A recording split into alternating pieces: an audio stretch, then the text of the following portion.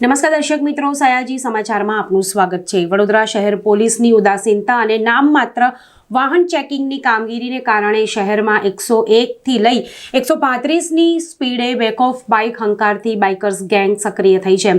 હોલિવૂડની death race ફિલ્મની જેમ central મોલની બહાર ભેગી થઈ ફતેગંજ, અટલ બ્રિજ, અકોટા દાંડિયા બજાર રોડ પર વાહનો વચ્ચેથી 100 થી 134 કિલોમીટર પ્રતિ કલાકથી વધુની સ્પીડે બાઇક હંકારી અને તેના ઉપર બિંદાસપણે રીલ બનાવી આ બાઇકર ગેંગ પોલીસને પડકાર ફેંકી રહી છે।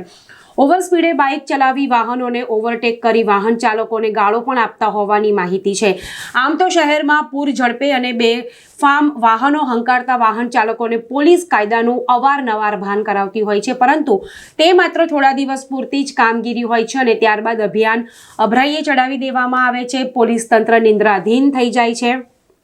ત્યારે આવી પોલીસની ઢીલી નીતિને કારણે અન્ય વાહન ચાલકો માટે જોખમરૂપ બાઇકર્સ ગેંગે માથું ઉચક્યું છે, જે માત્ર રાત્રે જ નહીં પરંતુ ધોળે દિવસે પણ એમજી રોડ જેવા ભર ટ્રાફિકવાળા વિસ્તારમાં એક્સલરેટર રેઝ કરી મહિલાઓને ડરાવે છે અને મહિલા વાહન ચાલકોને ખાસ કરીને તેઓ ટાર્ગેટ કરતા હોય તેવી રીતે બાઇક હંકારે છે। આ પ્રવૃત્તિ છેલ્લા ઘણા દિવસોથી થઈ રહી છે, પરંતુ હજુ સુધી પોલીસના નજરે આ બાઇકર્સ ગેંગ કેમ પડી નથી તે તો નવાઈની વાત છે।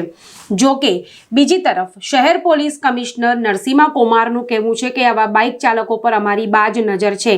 હું શહેરના નાગરિકોને અપીલ કરું છું કે આવા બાઇક ચાલકોના નંબર નોંધીને પોલીસને પહોંચાડે।